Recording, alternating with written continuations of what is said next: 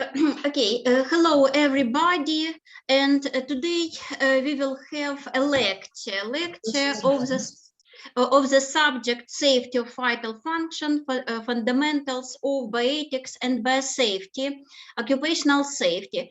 Guys, please everybody mute your mics, okay? It's no additional sound, should be just lecture. So this subject you will have 1 year, 2 semesters, and in the first semesters you will study, you will have 2 modules: safety of vital functions, fundamentals of first it's safety of vital functions, and second module fundamentals of bioethics and biosafety. And next semester we will study occupational safety.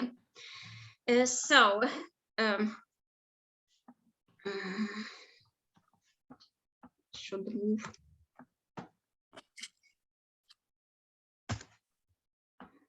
Just 1 second. Slide should move.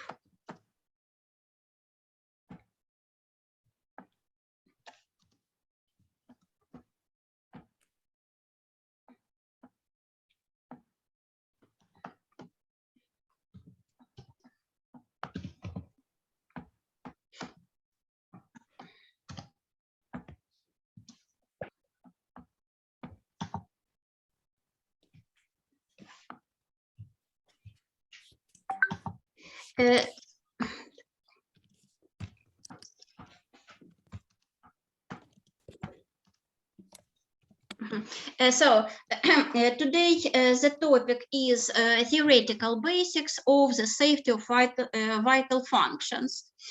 It's clear that in any activity you should firstly think about your safety, right? Safety is priority. And there are a lot of hazardous factors around us in everyday life and in at your workplace when you will start working, right? And by the way, not the only hazardous factors you need to know, right, and identify and be protected from them, but also there are important impacts of Guys, mute your mic, please. Everybody, mute your mic, guys. So, and in your health, it's a very big contribution of our way of life, right? So, in this subject, you will learn a question of physiological basic of life safety. You will learn about health, basic of health and safety life formation. And of course, about any factors that contribute to your health. And it is why we are learning this subject, effect of harmful habits, right?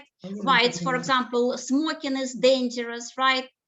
So then it's important question is safe of food, and there are a lot of negative factors of environment that contribute to your health, and there are a lot of hazardous factors with biological nature, such as bacteria, viruses, that also can that also has a harmful effect to us. So, and in today's lecture, we will consider some basic of these all concepts. First of all, you need to clarify and know what is safety of vital functions. Safety of vital function is a science of protection, life, and health. And it's about safety of humans and in any environment, right? And to be safety, we need to know how to detect and identify hazardous factors in environment. And of course, we need to learn and develop protection means Protection means to reduce, to protect ourselves. Protection means against these negative factors. So, safety of vital functions is a science of convenient and safe interaction between human and environment. It's clear that we are open system and we cannot exist without environment, and we are permanently interact with environment. We respond to stimuli, we take food from environment, right? We breathe by Yes, ma'am. air around us. So, and we are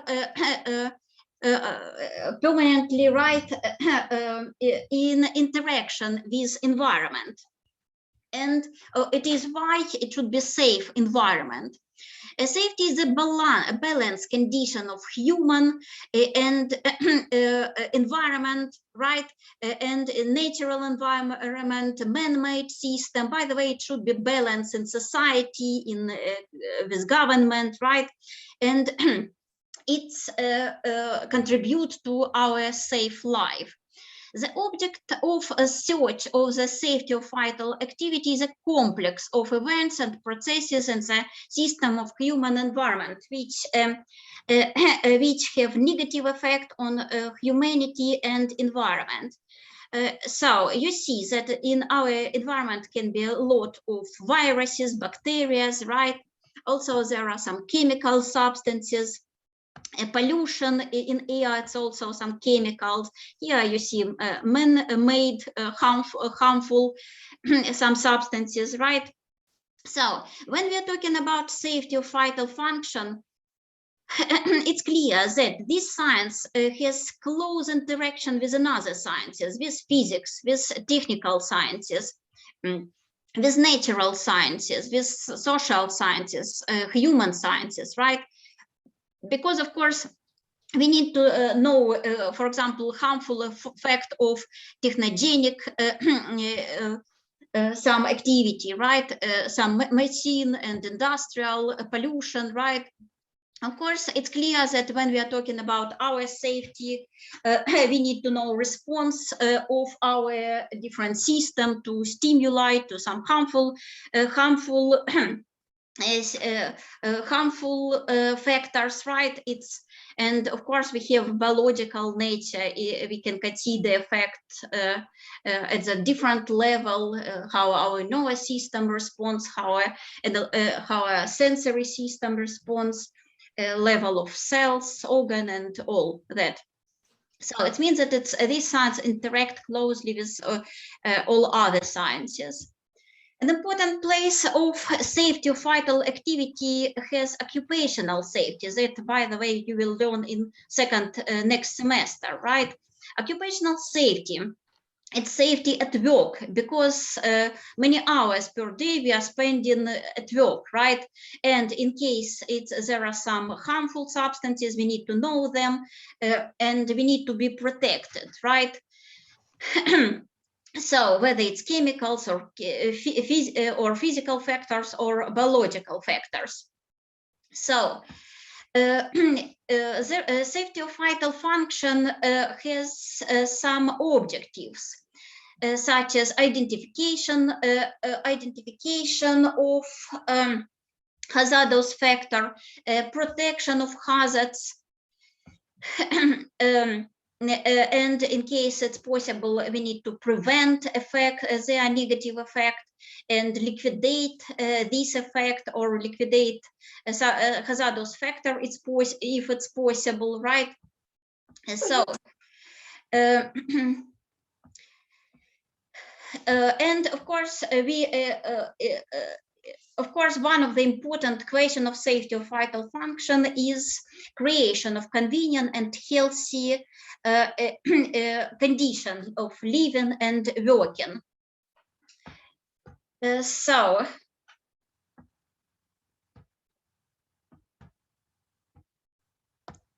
it's not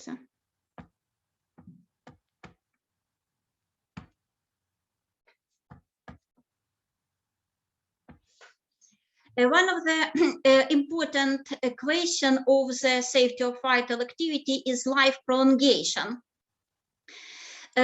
it's important to provide long life duration, and of course it should be not just long but a healthy as well.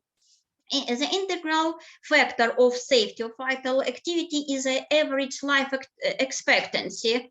In ancient time, there were only about 30 years, right? Then when science developing different way of treatment developed, right? Life expectancies started increase, right? And at the beginning of 12th century, life prolongation was already 35-40 years.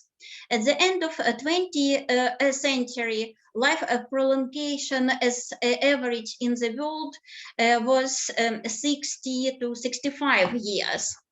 Nowadays, as you see in this slide, in this on this map, life prolongation in the world increased, right? And nowadays it's about 73 in the world as average. But you see that there are differences in different countries, right?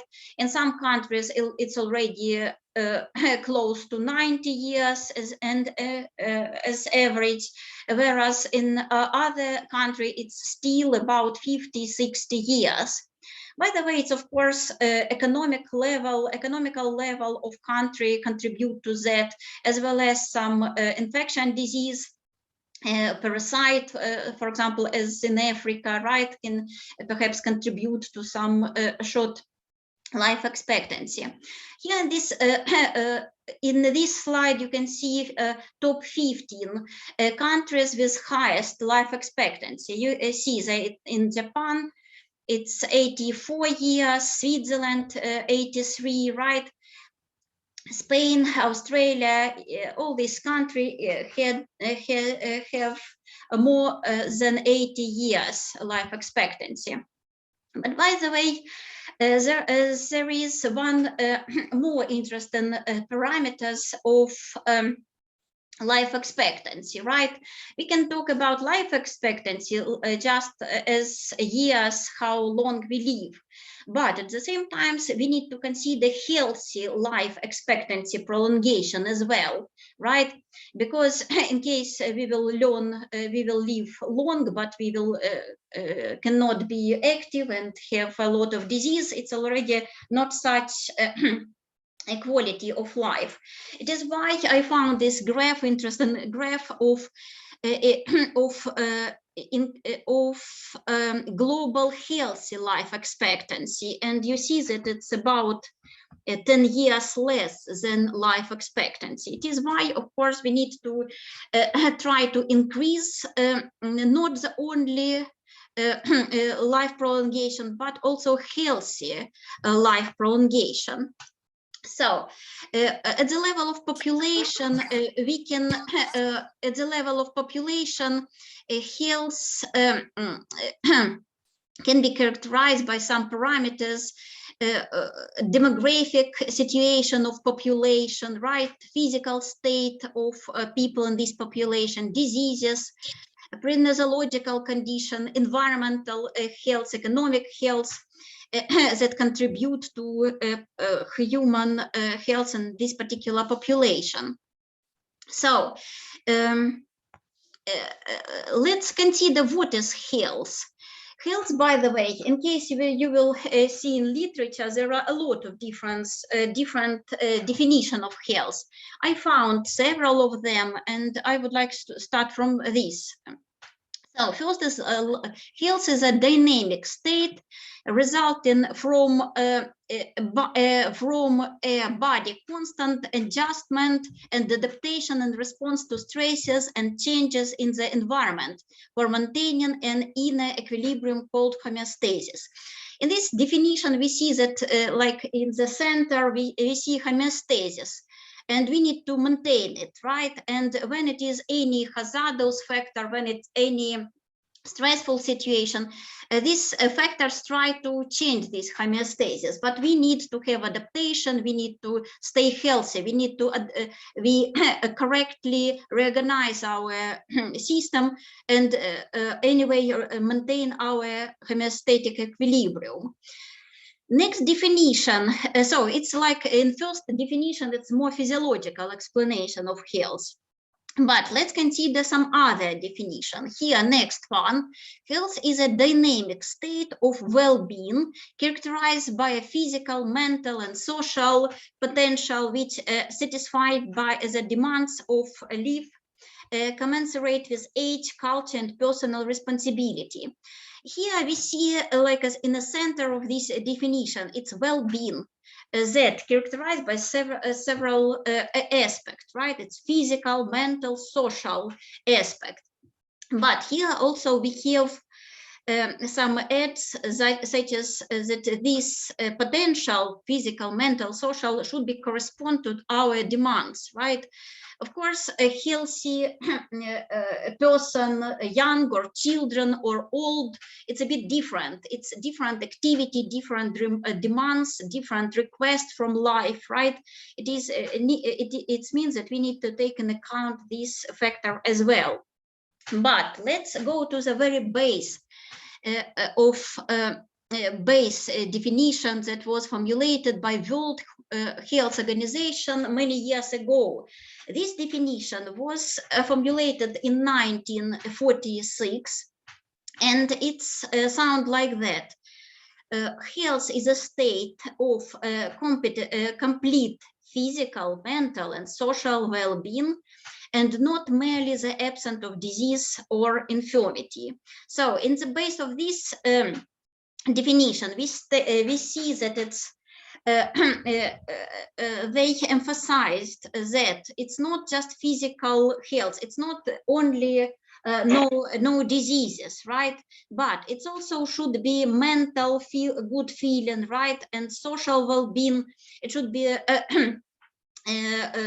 everything good with interaction with people, with it should be everything normal in social life. We should have family, we should have job, place of studying, right? Friends, family, and this is social normal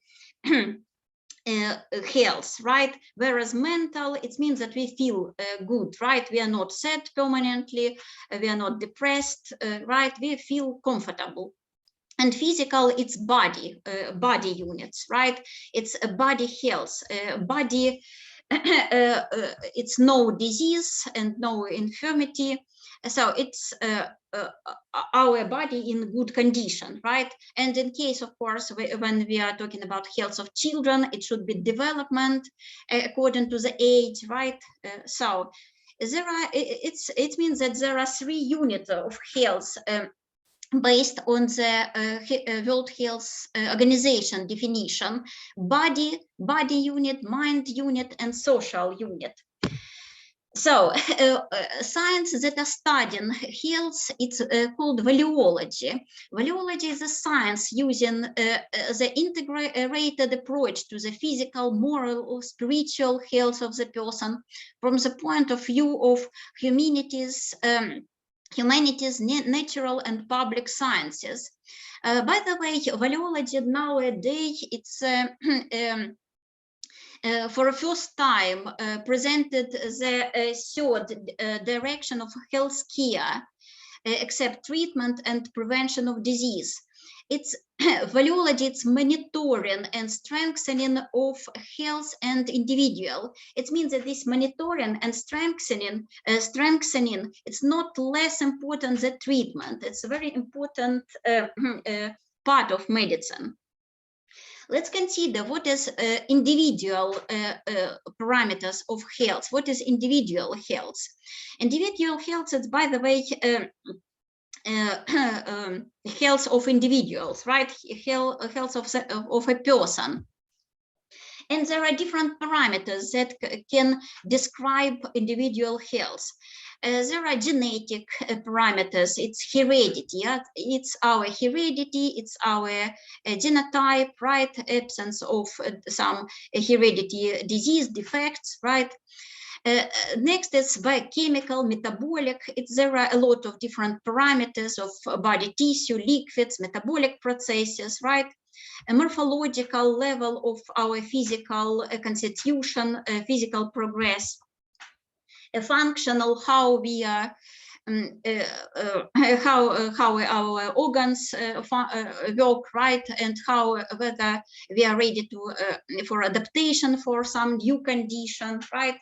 Next group of parameters, it's psychological. It's they characterize our emotional, cognitive, intellectual ability, right? Next, social, spiritual group of parameters. It's about our ideals, a level of certain. Assertion. Next is clinical, that is belong to this body unit, right? It's absent of illnesses. So when we are talking about health of a person, we can consider estimate health of individual health of a person by subjective and objective criteria. Subjective criteria are criteria that we can characterize our health by ourselves, right? How we feel ourselves, whether we are healthy or not. In case it's no pain, right, quite good feeling, everything good, we are considering that we are healthy, but it's subjective criteria. It's not really for sure no pathological processes in our body. It's just how we feel. But when we feel something bad, right, for example, some painful sensation, it can be a sign, it's a signal about some pathological processes, right, about illnesses or pre-illnesses. For example, headache or weakness or sensation of palpitation, of short wind, pains in muscle, and other signs. So this story was about subjective criteria, but objective criteria, it's some parameters that we can measure. So objective criteria, it's not what we feel, but what we can measure, right? And we can use different methods. We can record electrocardiogram, electroencephalogram, right? We can use some breathing apparatus. We can measure different biochemical processes, right? We can measure concentration of glucose. It's what we really measure. It's objective criteria. So when we are talking about health, it's very important to understand that there are different contributions to health. So we are healthy or not, it's mainly depend on us. Why? Because according to the World Health Organization, health of the person on 50% depends on the way of life, what we are doing, whether we are doing exercise, whether we are running in the morning, whether we are eating healthy food, whether we are smoking or not. It's everything contribute to our health, right? And mainly our health depend on our way of life. It's 50%. 20% on our heredity, what our parents gave to us, 20% of condition of the environment, whether it's pollution or not, whether it's good weather condition or not, and so on. 10%, and only, by the way, 10% from the contribution of the state of health care, only 10%. So, but despite of such information, Anyway, a lot of people prefer to give some pills, right, or treat diseases, right, but in spite of on prevention them by a good lifestyle. So when we are talking about health, there are a lot of risk factors of disease. So that can increase probability of occurrence this or that disease. For example, everybody heard that smoking increase risk of lung cancer, right? What it means? It means that when we are smoking, it's a much higher probability of developing lung cancers. So what is the risk factors?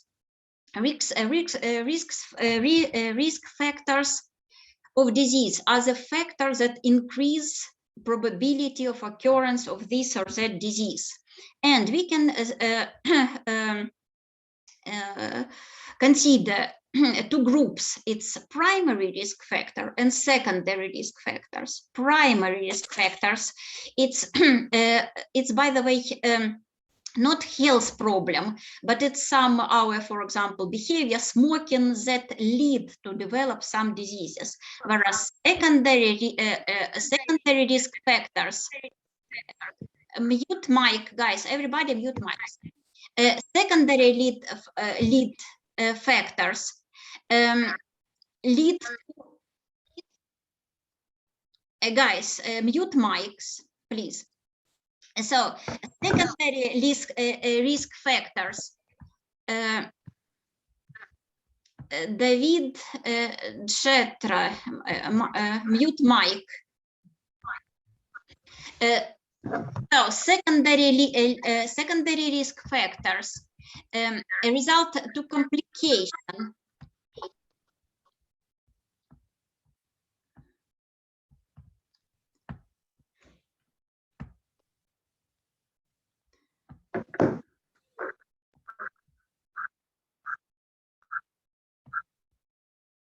Thank you. So there are two groups, primary and secondary. Primary, it's for example smoking, right? It's not disease, but it's it's risk factor for developing disease. But secondary, it's already some health problem, but it's a resultant complication, existing pathological condition. For example, nowadays you heard many times that some bad consequence of this effect of COVID have people with some already diseases, right? With diabetes, hypertension. When somebody already has a lot of health problem, it's much more difficult, and complication of COVID take place, right? It means that secondary risk factor, it's already some health problem that at the same time they are risk factor for more difficult disease. For example, hypertension can result, it's a risk factor for myocardial infarction, for example, right? So of lipidemia, cholesterolemia, it's also a risk factor for some heart problem, heart attack, right? So there are, okay, it means that of course it's better to have it's better to have good health, right, and do everything to stay healthy. And as I mentioned, it's healthy lifestyle contribute to that, right? So, and when we are talking about lifestyle, it's important to understand that it should be balanced condition of work and rest, right? And also it's necessary to remember about both type of work. It's mental and physical, right? Mental, it's when we are doing some mental concept, conclusion, decision, right? Whereas physical, it's some exercise. By the way, when we are doing some exercise, it's also contribute to increasing our mental capacity because of increased oxygenation of brain. Moreover, regular exercise reduce amount of low density lipoproteins that in bloodstream that result in developing atherosclerosis. So it is why regular exercise it's very important. It means that it should be for healthy lifestyle. It should be a good combination of mental, physical work. So a healthy lifestyle, to stay healthy, we need to do exercise, right? Living without bad habits, right? And we need to remember about good food, healthy food, right? One of the factors that contribute have bad contribution to our health is bad habits. Let's consider what is, by the way, bad habits. So bad habits, for example, smoking or alcohol addiction or drug addiction. So all that has important impact to our health. Addiction, what is that? Addiction, by the way, it's already disease. Because it's resultant changes of structure of brain. So it's not like just habits, right? It's already some addiction. So types of addiction, alcoholism, drug addiction, smoking, game addiction, television addiction, internet addiction, and even shoppingomania. It's also considered as addiction. Let's consider more detail of what is that. By the way, you see that it's plenty different addiction you can find, and here it's a paper, internet addiction, and I think that nowadays everybody is internet addicted, right? So by the way, when we are talking about addiction, right, addiction are quickly develop to the dependence, right? And it's when we are talking about, for example, drug addiction, alcohol addiction, it's result in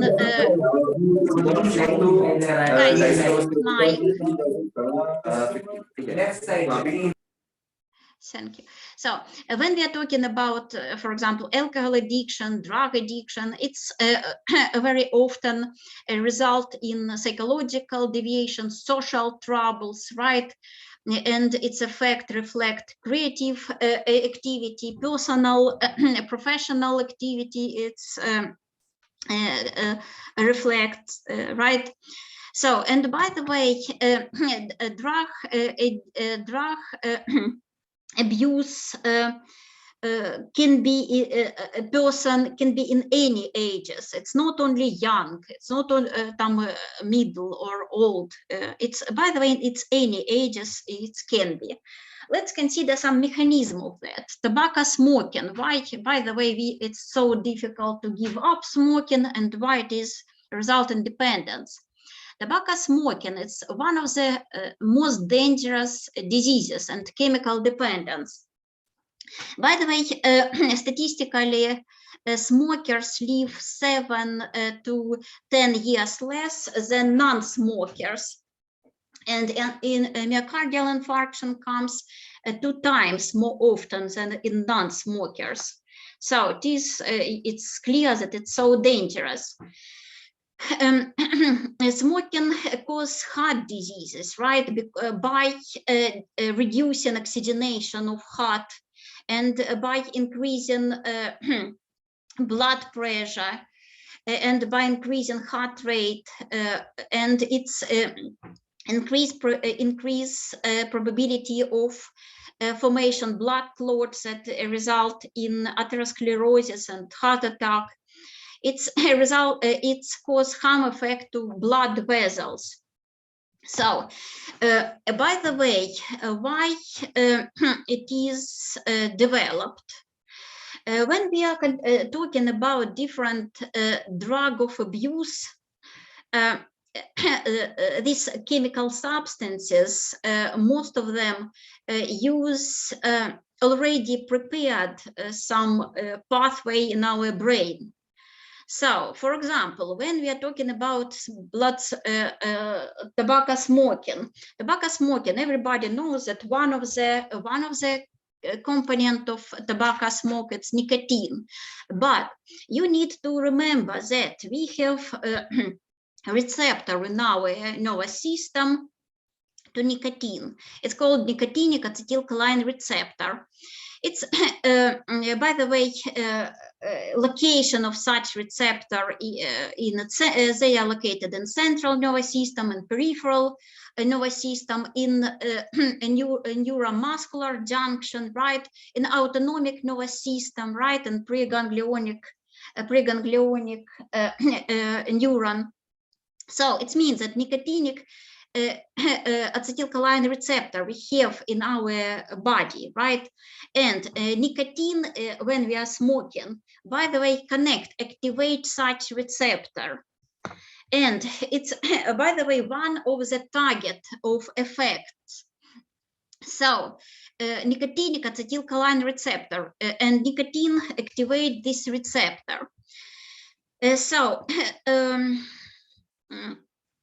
Here a story about upregulation. It's when we will talk about mechanism of addiction, there are up and down regulation. It's after affecting some receptors, it can be increase amount of this receptor, it's sensibilization, or decrease of receptor, it's desensibilization. So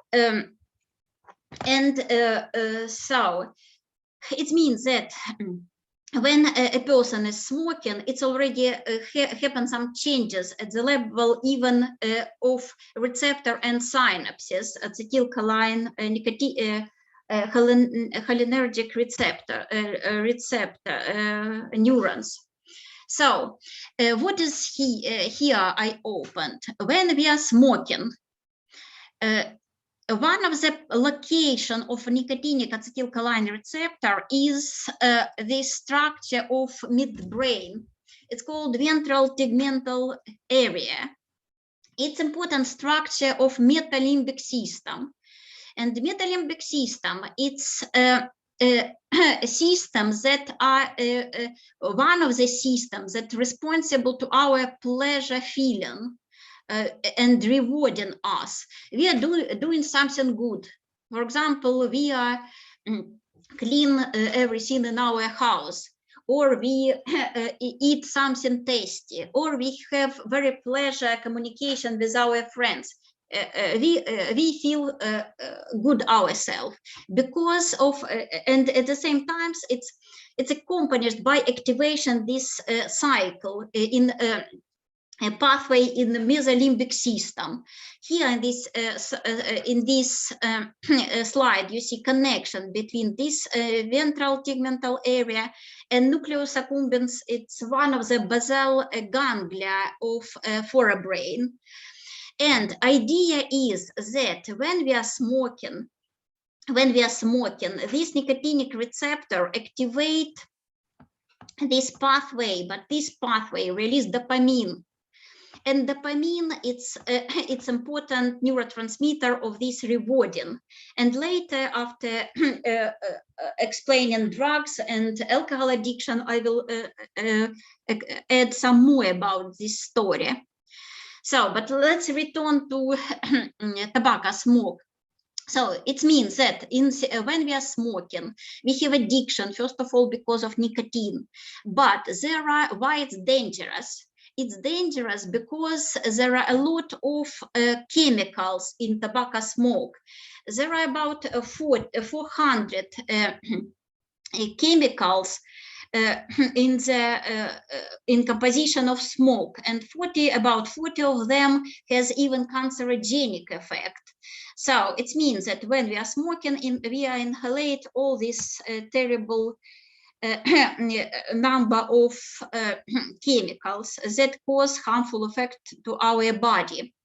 By the way, all these chemicals has so dangerous effect. But nicotine, it's also very dangerous, and deadly dose of nicotine, it's 160 milligram. So, but here in this diagram, you can see amount of nicotine in one cigarette, in packs, in pack of cigarette. And for example, in heavy smokers who are smoking 2.5 packs per day, inhalate 24 milligrams per day, right? It's a so dangerous dose. So, and tobacco smoking, nicotinic and other chemicals has very dangerous effect. By the way, first of all, to lung, and it can be developing lung cancer, but it's affecting many, almost all part of the body. It's affect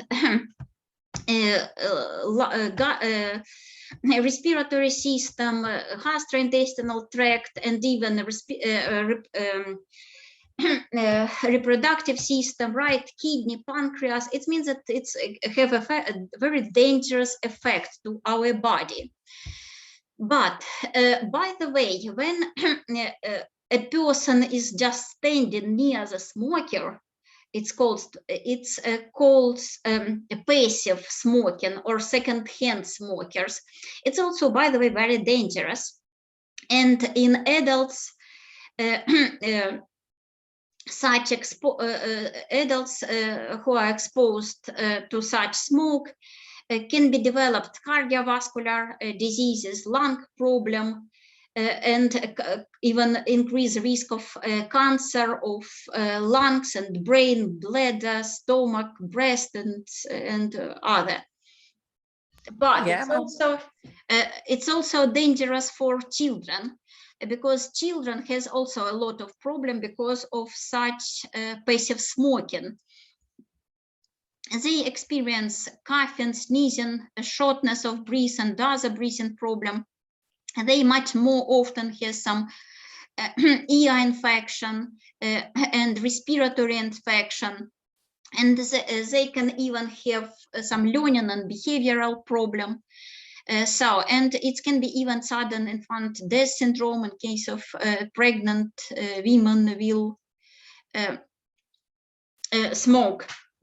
So, of course, nowadays, like alternative considering electronic cigarette. Electronic cigarette, it's considering less dangerous. By the way, because it's much less chemicals and composition of smoke. But in most electronic cigarettes, in most electronic cigarette smoke presenting nicotine, and it means that it also can be dependence, and it can be also dangerous effect. But by the way, because it was started just using recently, it was not long yet investigated long-term effect. So next, bad habits, it's is addiction to alcohol. Addiction to alcohol, it's again addiction, and again it's dangerous disease, right? And it's everybody knows about this negative consequence, and it can be mental, physical disorders, right, when it's addicted to alcohol. And because alcohol can collect in blood, can even decrease oxygenation, oxygen assimilation, and it can affect a nervous system. In this paper, for example, it's considering effect to balance of excitatory and inhibitory system in the brain, right? It's everybody knows about this effect to body balance, right? So maintaining, right? And here also considering effect to different transmitter system, opioid system, right? It's enkephalin and endorphin, and the cannabinoid system. It's also to emotion, involve in emotion, and so alcohol consumption can damage brain and most organ, and its effect, as we saw, its effect in brain, and when it is effect, for example, hippocampus, its effect to memory, right? As hippocampus important for memory, learning, cerebellum important for movement coordination, right? Its effect cerebral cortex, that affect higher brain function, solving decision. So, by the way, alcohol strikes many organs, right? Not only nervous system, but esophagus, heart, stomach, liver, of course, because it's participate in intoxication, detoxification, pancreas, fetus, even reproductive organs. Alcohol reduce activity of immune system, and by this way increase risk of getting some infection disease. It's more often can be observed some respiratory diseases, right? Gastritis, colitis, pancreas, disease of pancreas, right? So here also interesting story is that adolescent who are drinking some some alcohol drinks, right? Reduce brain myelin, right? We know that around this most many neurons, it's myelin shift, right, to increase speed of signal transmission, right? And when it is some problem with formation of myelin shift, it's can be cognitive problem, control problem, behavioral control. So next question is drug addiction. Drug addiction also can be can have some effect of intoxication, as well as can affect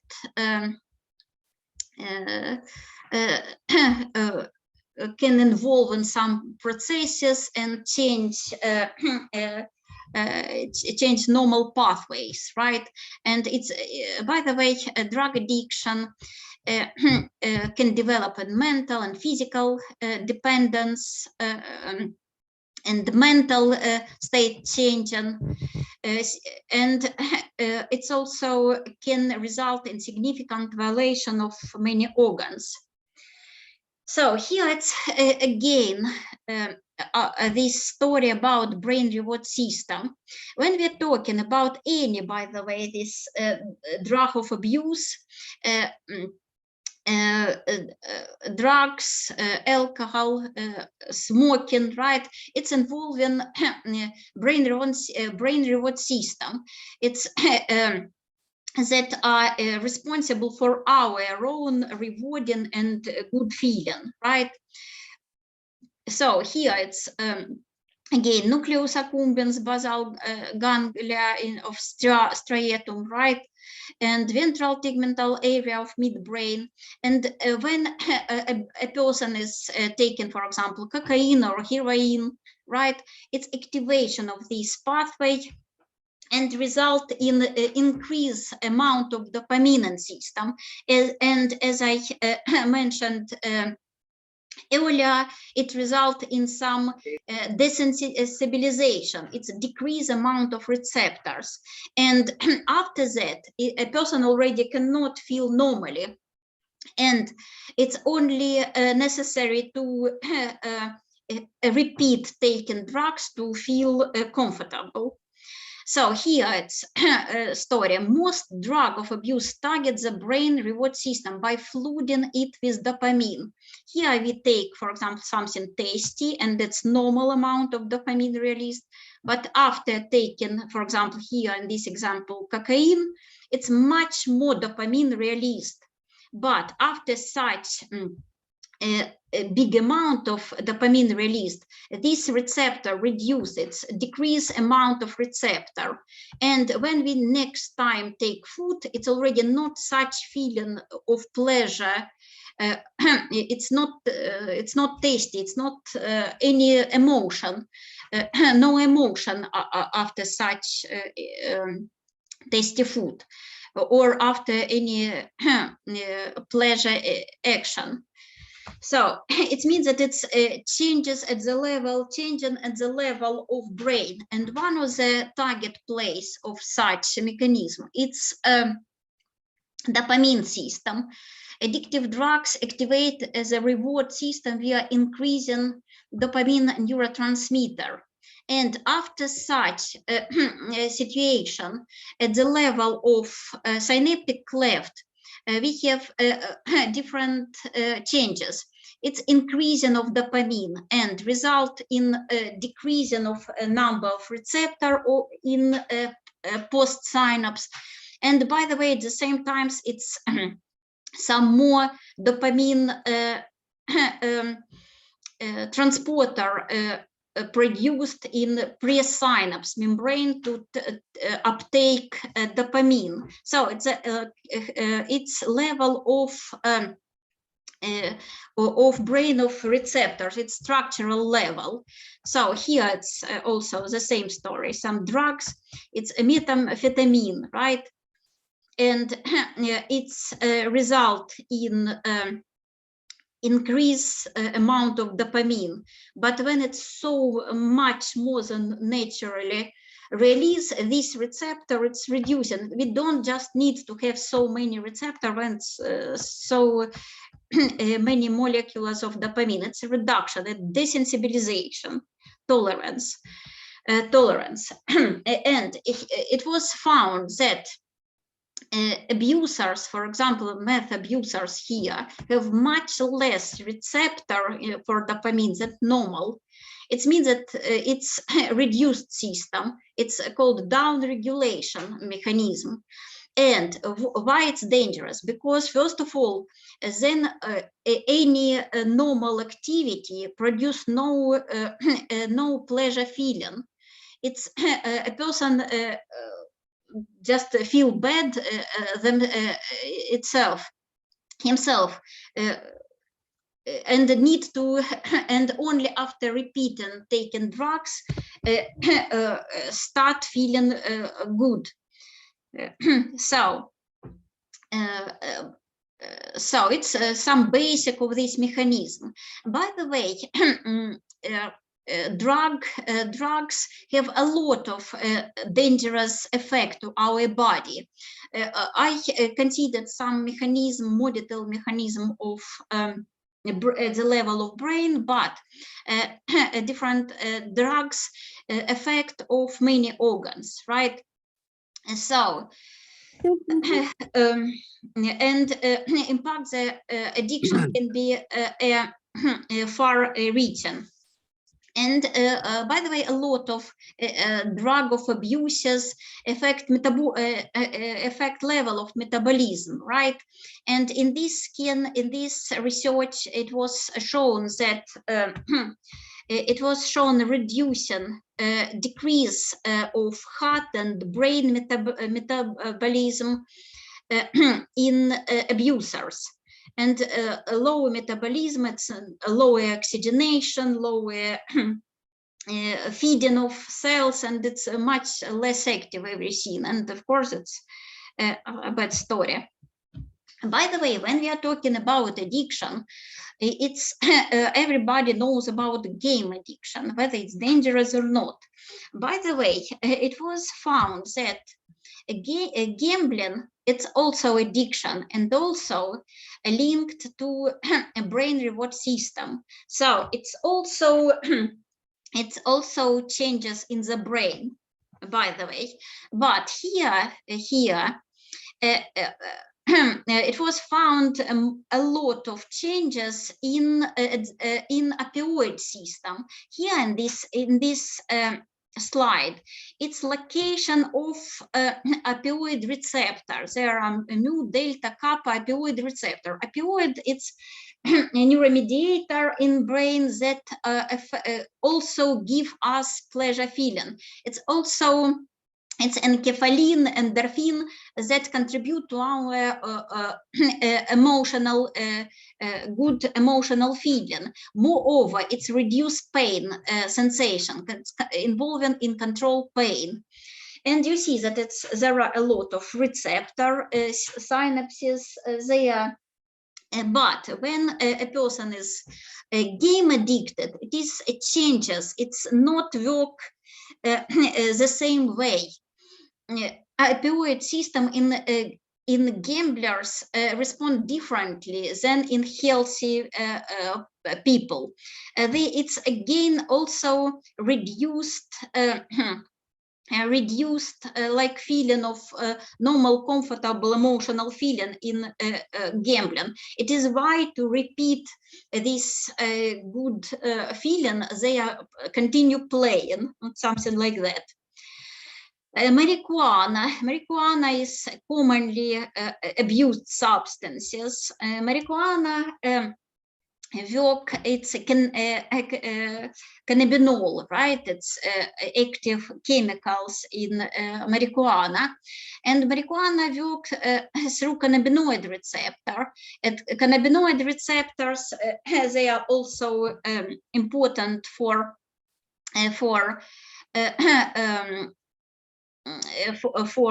emotional system. Cannabinoids, by the way, cannabinoid receptor, there are plenty in many structure of the brain.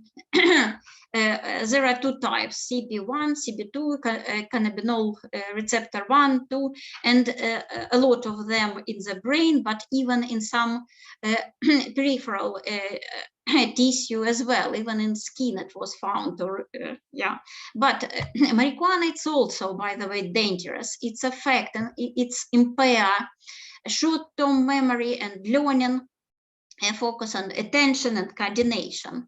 But what the story interesting that cannabinoid system, our endocannabinoid system, activating when we are doing some exercise.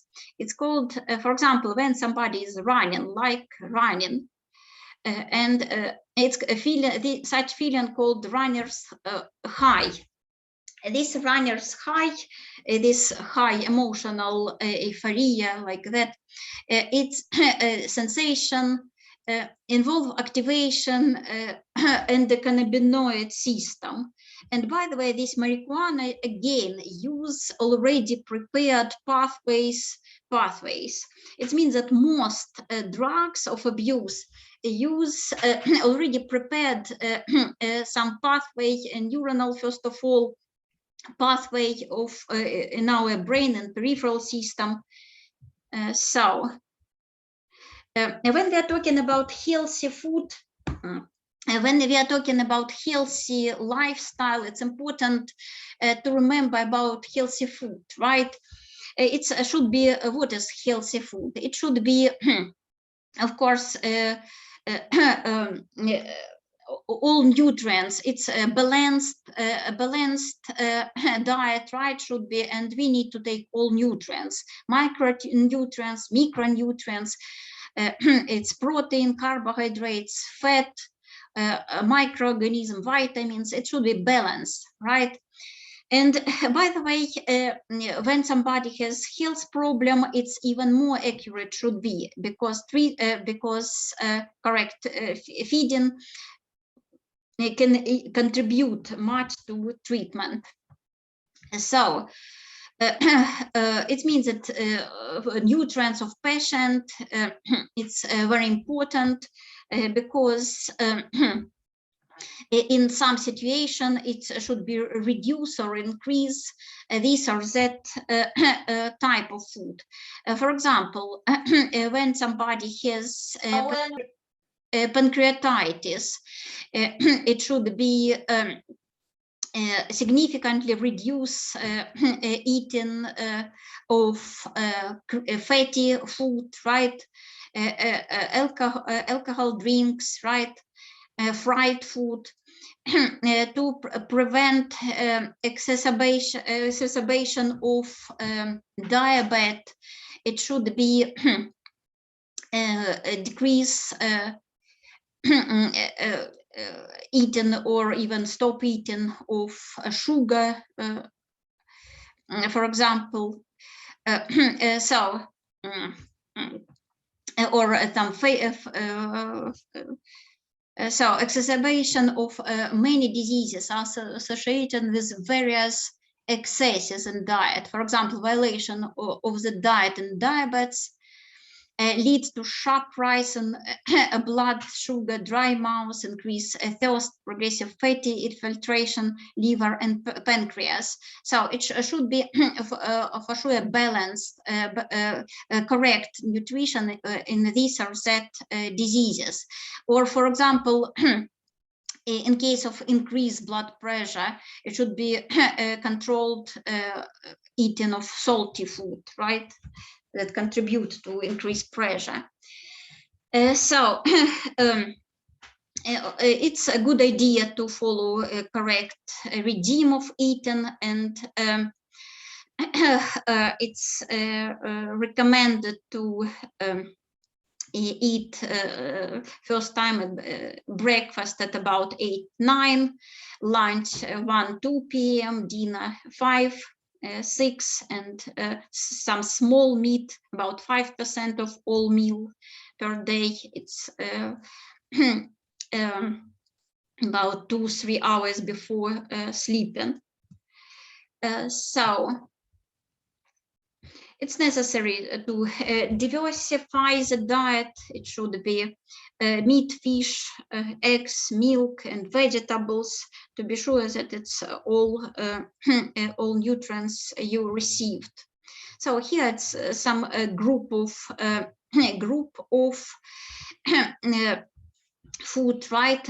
Why it is decided to separate to this group? Because in case of various disease, it is limited to use certain food groups. For example, as I mentioned already, in diabetes, it should be limited, for example, sweets, or in obesity, sweets and fat food. And so there are different types of diet, right? A bloating diet, some fashion diet. So, but of course, when we start some diet, it's of course should be controlled by specialists, because for example, anorexia can be developed, can start from some strict diet. And when a girl, for example, start a strict diet, then it's considering that it's still some fat, right? And gradually diet is become increasingly strict, and she eat less and less, and then it's already some changes, and even developed this disease, anorexia. Here it's index body weight, and when we are talking about healthy person, it's of course should be have normal weight, right? So when we are talking about correct nutrition, healthy food, we need to mention about some ads, right? Some ads and some chemical contamination that can cause some also unhealthy effect. And in agriculture, for example, there are a lot of ads are used to increase weight of animals or increase speed of growing plants, right? And some of them natural, and some of them natural, right? Some prebiotics or organic acids, and some of them can cause a health problem. For example, in 1940s, it was found that antibiotics can be considered as growth growth promoter, right? And chickens who were fed by antibiotics has increased weight. And after that, food industry decided to use this because it's, of course, a lot of benefits of that, right? But later it was considered that people who are eating such meat, right, growing with antibiotics, has antibiotic resistance, and also has dangerous impact for our own bacteria in guts, natural. It is why it was decided to ban such using of antibiotics. And and a lot of different antibiotics were nowadays prohibited of using. Genetically modified products nowadays it's also popular. And when we are talking about health, when we are talking about healthy food, it's by the way, we need to know something about that. Genetically modified foods are what is that? It's foods that are produced from organisms that have some changes in DNA, like by genetic engineering, methods of genetic engineering. And so whether it's dangerous or not, of course, there are a lot of cons, a lot of a lot of benefits because of that. Why genetically modified produced? Because first of all, it's pest protection, it's disease protection by these plants, because there are a lot of disease also in plants, right? And in genetically modified products can has an aim to produce resistance. Herbicide tolerance, or next is, for example, plants can be planted in a salty soil or in some dry dry soil. So when it's a deficiency of water, or genetically modified products can be produced to have an aim to increase, for example, amount of vitamins there, or they can grow in the condition with low temperature, right? But there are a lot of potential hazards, health hazards. First of all, it's considered as it was observed that there are much more allergic reaction caused by genetically modified products. And also, it was shown some reproductive even disorders, right? So it is why, first of all, we need to check labels, right, of products, whether genetically modified, or it's also can be labeled by bioengineered products, right? Or it's GMO-free, GMO-free. So it's of course better to avoid, because it's not, by the way, investigated yet some effects, right?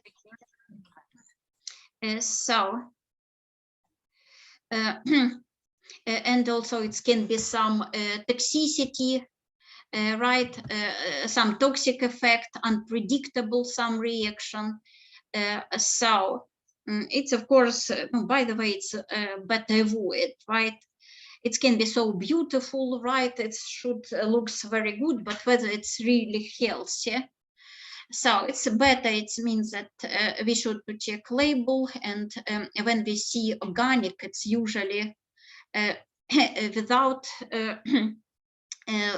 it was grown without genetical modification, right? It's no genetical modified. So it's all what I considered. It's what we need to stay healthy, right? But we also need to remember that there are some hazards around us, right? And also we need to react to them and protect. So what is hazards? Hazard, by the way, it's one of the keys concept in our safety of vital activity. Hazards, it means that to stay healthy, we need to be protected against hazards. Hazard is a negative features of living or non-living substance which can cause harm to substance itself, to people, to natural environment, to material values. So hazards, it's anything negative that can potentially cause a harmful effect. It's, by the way, there are a lot of hazards, new hazards appeared because of new technology, because of some changes of environment, because we are improving more new and newer energy sources, because we produce some chemicals, right? We use some chemicals. It can be pollution by these chemicals. So we see that nowadays even new diseases appeared, right? Such as COVID nowadays, and 30 years ago it was AIDS, right? Drug addiction also, it's popular nowadays. Some information pressure, military opposition, it's all these hazards, new hazards that appear in. So hazard, it's something that has potential cause harm to people, right? So hazards, it's that potential dangerous. And what's the difference between hazards and risk? So hazards, it's any negative events of factors, right, things. But risk is a characteristic of hazards that hazards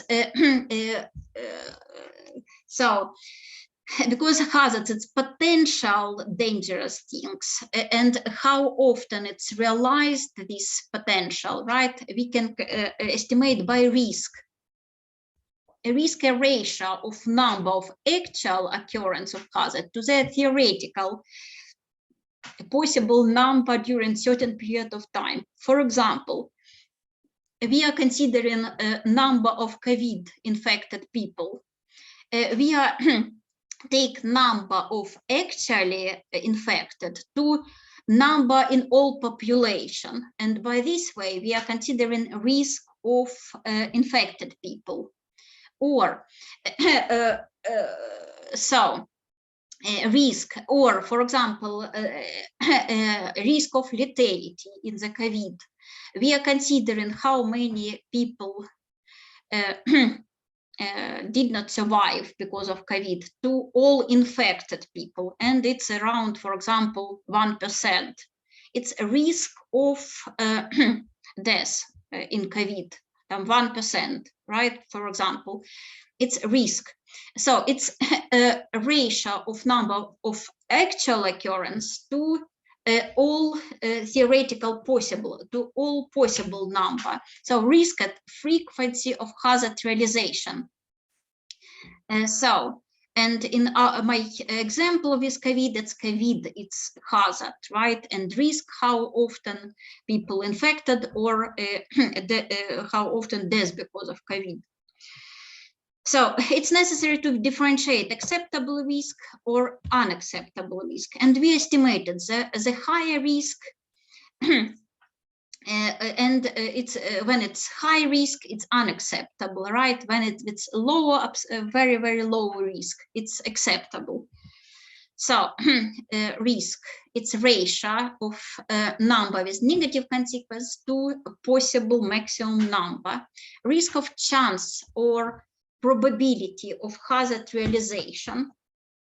Hazard, for example, here ladder, and a risk in case, for example, 5 people from 100 fell down. It means that 5 divide 100. It's a risk of falling down at 5%.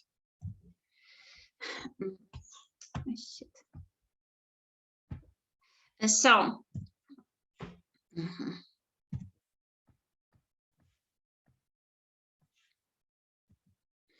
Here, so hazard, it's something potential harm. Risk, it's already with exposure, with realization. So classification of hazards, we can consider natural hazards, technogenic hazards, social hazards, combined hazards. By nature, we can divide biological, physical, chemical, psychological. Psychological, it's, for example, some factors that cause stressful condition. So it's overworking, right? Something that result in burnout, some emotional stress, right? When we are considering physical, chemical hazards, it's important to estimate level. For example, level of noise that is dangerous, level of radiation that is dangerous. So some allowable level of hazardous factors. Let's consider some details. Physical factors, chemical and biological. We consider more detail. Physical factors. It's for example, weather condition. Mute mic, please. Weather, physical factors. By the way, a lot of authors include in this group some injuries, right, or accidents. Also, a lot of authors included this factor. But also in this group, we can consider anything that has physical nature. For example, temperature, atmospheric pressure, radiation, electricity, vibration, noise. And by the way, they can cause some diseases even, right? For example, loud noise can cause hearing disturbance, or radiation pathology, some radiation. Decompression diseases, atmospheric pressure in some condition. Electricity, right? It's physical hazards, potential dangerous, right? Where everybody use electricity, and you need to remember about some simple precautions, right? You need to inspect electrical cords. You need to prevent overload of electrical points. Never use electrical appliance near water, right? Weather condition, physical factors, temperature, relative humidity, speed of movement of air, atmospheric pressures, radiation. Atmospheric pressure, it's important meteorological factors. And by the way, it's belong to physical hazards, right? And physical factors, let's consider like that, because hazards, it's when it's some extreme situation, right? When we are talking about weather. And by the way, some people feel changes in atmospheric pressure, and it can be changes depending on the weather condition, such as stormy with strong wind, thunderstorm, hurricanes, and some people feel such changes and have headache or joint pain, right? Atmospheric pressure in somewhere on height, right? Or or Vyazovska, under the water, some deep deep under the water. There are very big changes of atmospheric pressure, and also can cause some harmful effect to health, such as at height, it's mountain sickness in deep in the water. It can be Karazin disease appear in bulbs in blood. So it's perfect condition, about 20% temperature. So temperature, by the way, it's one of the important, it's a next physical factor, temperature. And when it's comfortable temperature, it's good. When it's some extreme temperature, it can be dangerous, right? But our body also can react to this different situation, right? When it's cold condition, we start shivering, right? Because during muscle contraction, it's heat emitting, right? And when it's cold, we have when it's cold, yeah, it's shivering and vasoconstriction, peripheral vessels constrict, skin vessel constrict. When it's too hot, we are sweating, right? And vasodilation, skin blood vessels delayed to evaporate heat. And all these situations control heat center in hypothalamus. So, but of course, when some extreme temperature, it can result in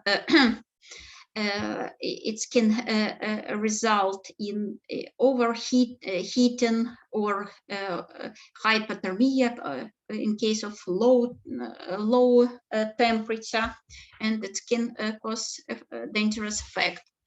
Radiation, it's physical hazards, right? By the way, everywhere it's many processes accompanied by radiation, right?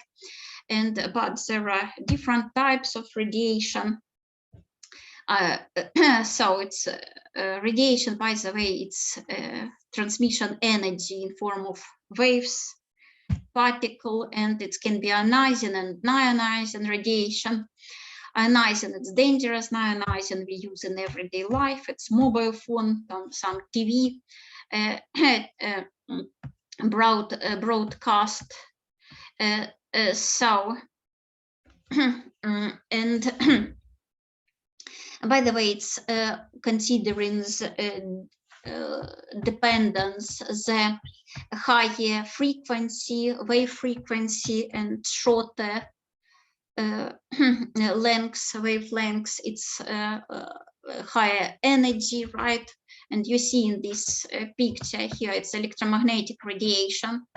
In this spectrum, it's radio, visible light, right? And in a very frequent here, higher frequency, it's already ionizing, dangerous radiations that we are used in here, X-rays in medicine we use, and gamma rays as well. So here it's dependence, right? The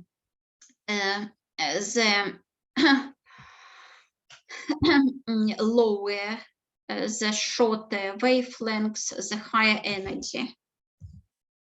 So, of course, radiation, it's not only dangerous. For example,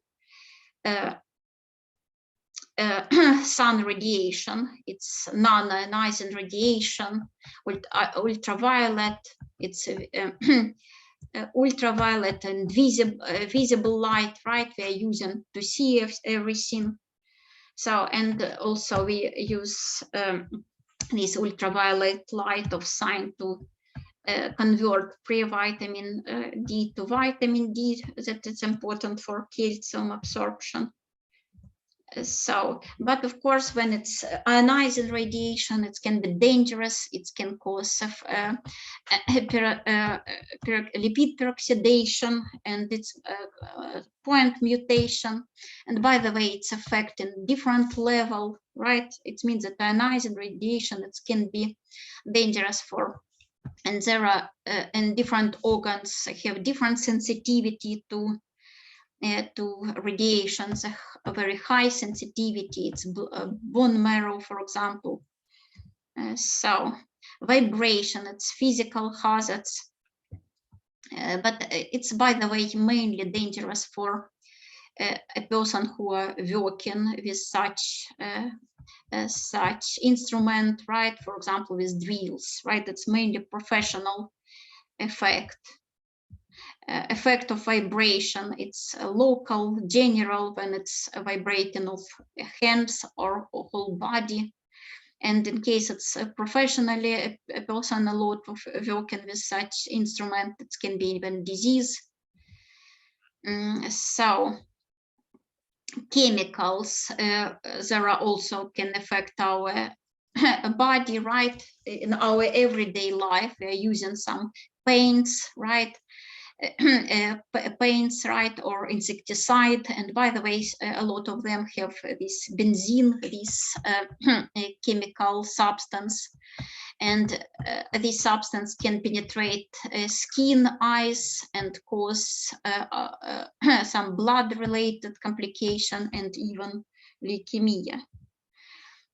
When we are talking about different chemicals, we need to remember that some chemicals used for by agriculture, in agriculture, right?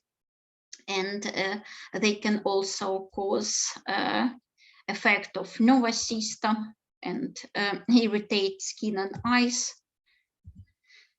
Biological hazards, it's viruses, bacteria, parasites that also around us, and we need to be alert. And because you see nowadays it's coronavirus, and there are a lot of another bacteria, viruses, it's biological hazards. And to stay healthy, we need to also prevent them. They can transmit by different ways, through air, through bones, because of bad hygiene, right? So hepatitis A and hepatitis E can be because of poor hygiene. It is why it's important to wash hands, wash food. Hepatitis B, it's considered as even occupational hazards for doctor. It's blood-borne infection disease. Hepatitis C, it's even more severe, but less often can be developed.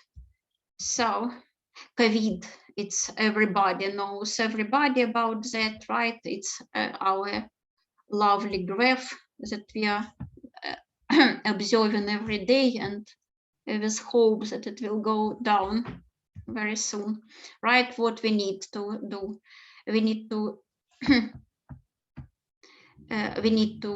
be vaccinated, right? We need to wear a mask, wash hands, keep distance, right?